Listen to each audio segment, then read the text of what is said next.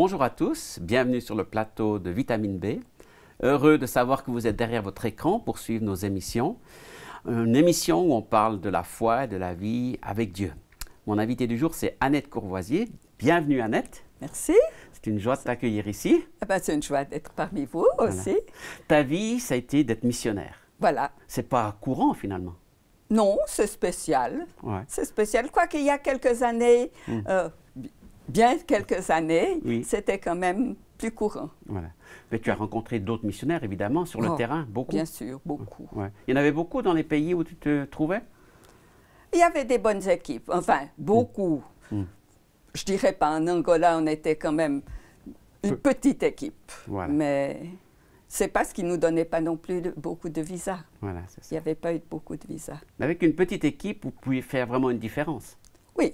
Ah oui, oui, on a beaucoup fait de différences parce que, surtout en Angola, on montrait qu'on aimait les Africains et on pouvait leur témoigner de l'amour de Dieu et on pouvait leur parler de Dieu. Et c'était formidable. Il y a eu des choses merveilleuses qui se sont passées. Oui. Tu n'étais pas comme une Européenne conquérante en Afrique. Non, oh non, on vivait comme eux. Ouais. J'ai vécu tout le temps. Bon, en Angola, on élevait aussi les Africains un peu à notre niveau sur les stations missionnaires, mais on vivait comme eux, on mangeait comme eux.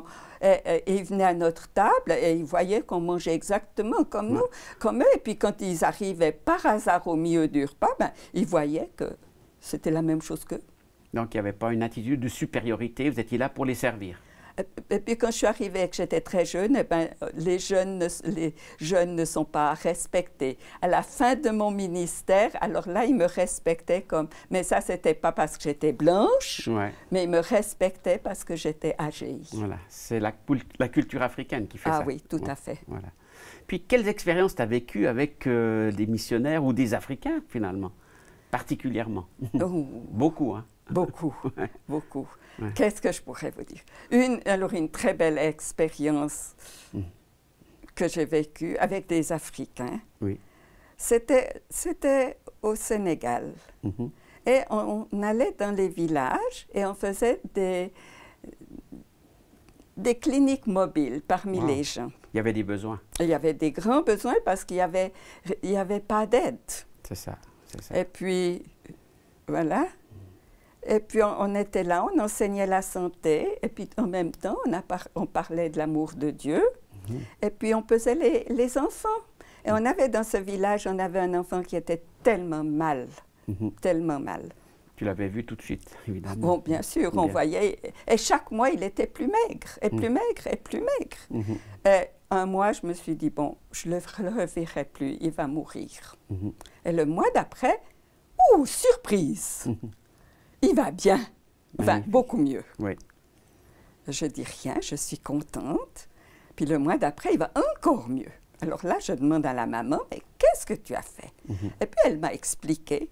Eh bien, j'ai été chez tous les féticheurs. J'ai tout donné mon argent, j'ai tout vendu ce que j'ai à la maison. Je n'ai plus qu'une casserole, je dors par terre, j'ai plus rien. J'ai même été à Dakar pour le grand, pour qu'ils empêchent mon enfant de mourir, qu'ils calment les esprits mauvais. C'est ça. Et il n'y avait pas d'amélioration, ça allait toujours plus mal.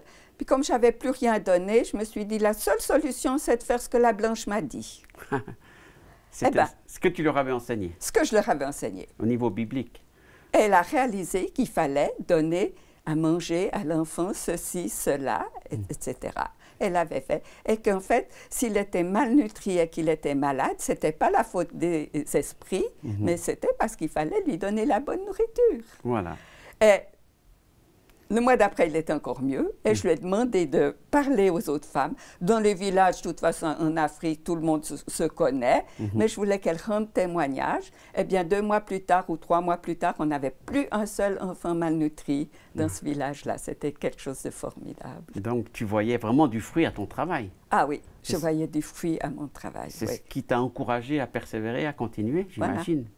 Puis une autre expérience que j'ai eue alors, c'était tout au début. Puis comme tu sais, je suis partie à 24 ans. J'avais probablement 26 ans avec une missionnaire, peut-être on a entendu parler de Gandhi Marinova. Oui. On allait aussi avec elle, c'était en Angola, dans les villages où il n'y avait absolument rien.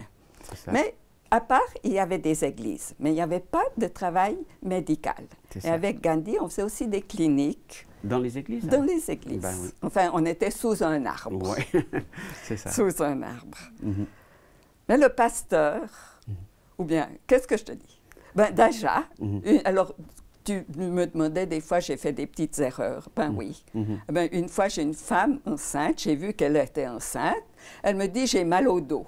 Je me dis, oh, ben, c'est normal. C'est normal avec la grossesse. Et puis, alors, je lui dis, je lui donne de l'aspirine juste pour calmer les douleurs. Bon, bien sûr, je ne pouvais pas l'examiner puisqu'on était sous un arbre. Eh bien, 2 heures après, elle arrive avec un bébé dans les bras.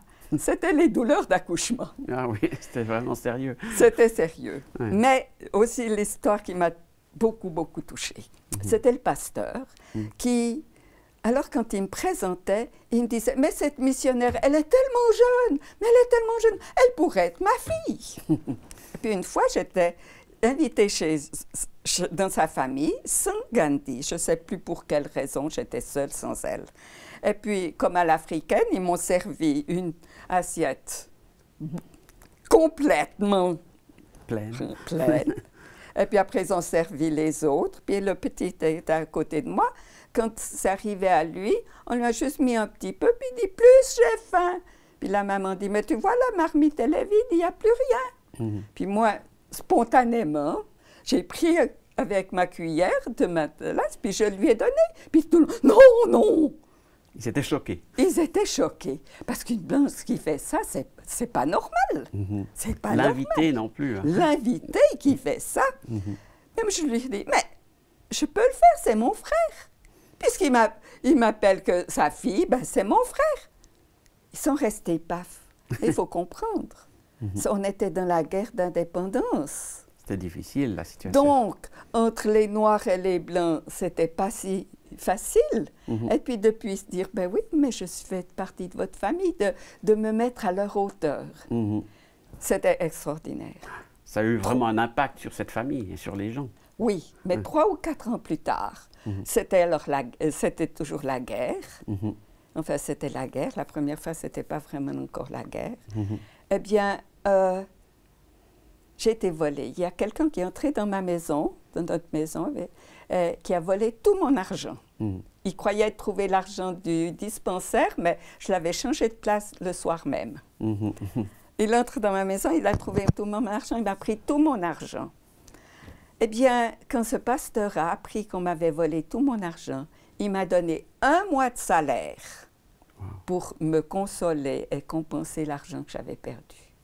Un Africain, dans un temps où il sortait du colonialisme, et qui me donne 1 mois de son salaire. Et il ne recevait pas beaucoup comme salaire. Hein. Alors, le geste était important. Le geste était important. Et puis, disons, il avait 4 enfants.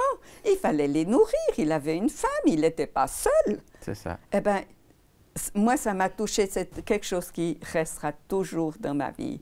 Ça fait il y a 60 ans, mais presque. Mais ça me touche toujours et je pense toujours à lui comme quelque chose de merveilleux. Ben évidemment, ça veut dire que tu as fait une différence dans cette culture parmi ces gens, parce que tu les aimais. Voilà. Exactement. Voilà. Et tu as choisi un verset que tu voudrais partager avec nous aujourd'hui. Alors, c'est quel verset? Ah, c'est les psaumes. Magnifique. Psaume 42. Psaume 42, verset 6. « Pourquoi être abattu, ô mon âme, et gémir en dedans de moi? Espère en Dieu, car je le louerai encore, il est mon salut et mon Dieu. » Ça t'est arrivé de gémir en Afrique? Eh bien, ce verset, c'était au début. C'était aussi en Angola. Et oui, c'était difficile. J'imagine. Parce que, en fait, le médecin responsable de l'hôpital allait quitter la grande station missionnaire où on avait un grand hôpital, où j'avais travaillé avec lui quelques mois, mais il allait quitter.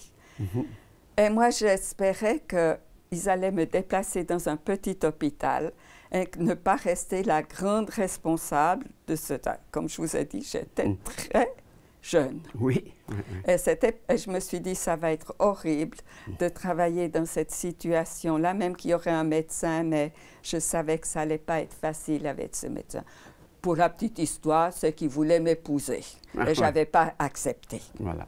Donc, alors je me suis dit, ça sera horrible. Et le Seigneur m'a donné ce verset-là. Unumbundu, imba ova sosoko, momondo sivayavali, haye, ongwatisi yange, haye suku yange. Lève les yeux vers Dieu, il est ton aide et ton Seigneur. C'est une traduction très légèrement différente, mais qui m'a beaucoup touchée. Et j'ai saisi cela. Et je me suis dit, eh ben, dans cette situation-là, il n'a pas changé la situation, mais il va m'aider, il va me soutenir. Et des années plus tard, des années, je dirais 20 ans plus tard, j'étais au Sénégal. Eh bien, quand j'ai construit une maison, enfin, on m'a construit une maison, on construisait une base, j'ai mis sur le nom de ma maison, Ebenezer. Dieu a été fidèle jusqu'ici. Tu l'avais vraiment expérimenté? Eh bien, je l'avais expérimenté dans toutes mes années de mission. Et comme ça, tu pouvais parler aux gens qui venaient dans ta maison à partir de ce texte? Oui, exactement. C'était ça. Et puis les gens te posaient des questions un petit peu sur ce que tu avais vécu? Pas beaucoup, non. Pas beaucoup? Non, pas du tout, alors. Puis maintenant que tu es rentré au pays pour ta retraite, alors les gens te posent un petit peu des questions sur ton histoire, sur ta vie? En Suisse? Ouais. Oui, j'ai eu certaines églises m'ont eu invité pour parler, soit dans les groupes de personnes âgées, surtout, mais aussi le dimanche matin pour prêcher, mais en parlant de mes expériences et comme ça. Et puis, bien sûr, tout dernièrement, jeunesse. Bon, une amie m'a dit, il faut que tu écrives ces histoires. C'est ça. Et puis moi, je ne suis pas écrivaine. Alors ça, ce n'est pas mon don du tout. Tu étais infirmière, tu as fait déjà plein de choses. On ne peut pas avoir des dons dans tout. Voilà. Mais j'ai une amie, alors j'ai dit, il faut que quelqu'un dise, écoute mes histoires et les mette par écrit. Et ça s'est fait. Après, il y a eu beaucoup d'améliorations. On m'a dit, non, tu ne mets pas ça, mais tu dois parler de ce sujet. Et puis, il y a un livre qui est sorti. Et puis ce livre te permet alors de parler de ta vie, finalement. Ah oui, parce que les gens lisent. C'est intéressant parce que je le donne aussi à des non-chrétiens. Ça les touche aussi. Il y a des non-chrétiens qui sont touchés. Et puis il y en a beaucoup de gens qui sont motivés et qui sont encouragés. Et ça fait plaisir.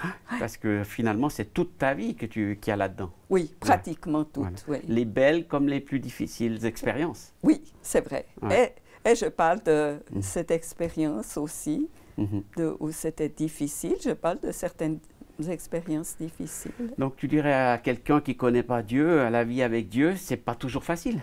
Je dirais, c'est pas toujours facile, mais c'est passionnant. Et ce que je dis toujours aux jeunes, chrétiens, surtout chrétiens à ce moment-là, ça vaut la peine de donner tout pour Dieu et de suivre Dieu à 100%. Moi, j'ai une vie extraordinaire, passionnante. Quand j'entends les jeunes qui n'ont plus de raison de vivre, qui ne savent pas pourquoi ils sont là, et je leur dis, c'était pas facile. Mais si je devais recommencer, j'espère que je ne ferai pas les mêmes erreurs, mais je ferai les mêmes choix. Et le choix de servir Dieu. Tu penses qu'aujourd'hui, on peut encore être missionnaire alors? Oui. Ah oui. Bon, il y en a encore. On n'en parle pas. Il y en a encore beaucoup. Ça redevient des fois pas un peu dangereux, mais anciennement, c'était aussi dangereux. Après, il y a eu un temps où c'était moins dangereux, mais maintenant, dans certains pays, c'est un peu dangereux. Mais moi, je pourrais te raconter pendant des heures des histoires de le Seigneur m'a protégé, m'a gardé, mais j'aurais dû mourir, moi je dis 8 fois. 2 fois, j'ai eu le fusil sur la tempe, pratiquement. 2 fois, c'est alors mes collaborateurs on avait préparé la voiture qui n'avait pas roulé. Et puis, on la prépare pour partir. Et quand on veut partir, le pneu est vide. Eh bien, c'est nos collaborateurs pour nous arrêter parce qu'ils savaient qu'il y avait une mine sur la route. Et quand une voiture a passé, qu'il y a eu 3 morts, quelqu'un est venu, « Ah oui, il y a une voiture qui a passé, il y a 3 morts. » Ah, ils nous ont dit, ah, on se dépêche. Ils ont fini la voiture, on a pu partir. Ils nous ont sauvé la vie. Ouais, c'est ça. Ils nous ont... Alors, c'est magnifique. Ouais. Puis derrière tout ça, ben, c'est Dieu qui t'a gardé finalement. Ben oui, si ce n'était pas lui, je serais morte. Ouais, c'est ça. Je serais morte depuis longtemps. Et maintenant, tu es toujours vivante pour témoigner et raconter ce que Dieu a fait pour toi. Oui, et puis je repars en Afrique, Magnifique. régulièrement. Voilà. Alors, merci beaucoup pour ce partage, pour ces échanges passionnants. Merci, de rien, c'était une joie d'être là. Et c'est ce qu'on veut dire à tous ceux qui nous suivent. Ben, vous pouvez peut-être trouver le livre d'Annette qui parle de son histoire, de sa vie, mais aussi écouter Dieu, lire la Bible, découvrir nos émissions, et puis voir que Dieu est fidèle, que Dieu est vivant, que Dieu prend soin de ses enfants, qu'ils soient en mission, qu'ils soient ici dans leur pays, là où Dieu les a appelés. Soyez bénis et au plaisir de vous retrouver sur le plateau de Vitamine B.